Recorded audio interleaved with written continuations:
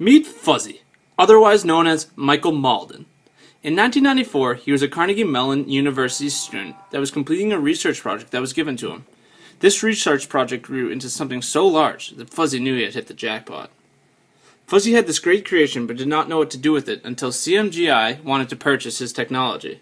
He eventually sold his creation to CMGI but still kept 10% of the company to himself and another 10% to Carnegie Mellon. Now, CMGI had this brand new technology and company, but had no workers or idea where to go from there. CMGI found their new CEO for this company when Dan Nova, an employee of CMGI, made a phone call to one of his friends, Bob Davis, to see how he was doing. During the phone call, Davis said he would become the CEO of the company, which was the beginning of Lycos. Davis's idea for Lycos was to create a search engine and web portal that encompasses the combination of their own emailing system, web hosting, social networking, and entertainment websites.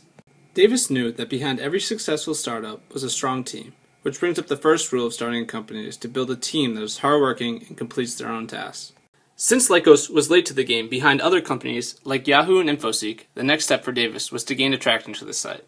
This brings up the next rule, which is to use the people you know to help promote your company, because it is free and often leads to the snowball effect that causes the attraction of many others.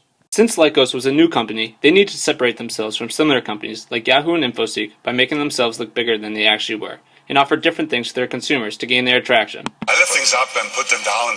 Lycos grew rapidly, and by 1999 was the hottest spot on the web. But their success came with many fallbacks, but Davis kept with the mentality that if he falls down 7 times, he will stand up 8.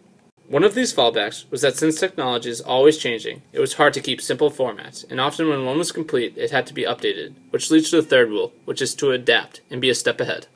Davis was very passionate about getting the most money he could for the company. That is why when companies came to him like AT&T and said they would pay Lycos if they advertised for them, the answer was yes.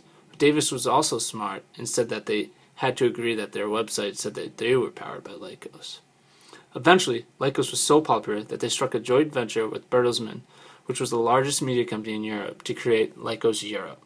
Lycos quickly became the #1 destination online, attracting the attention of many companies. It wasn't until a company called Terra offered Davis $5.4 billion to sell his company that he eventually agreed to sell his one small startup. This leads us to the last and final rule, which is that some offers are very hard to say no to, and sometimes you just have to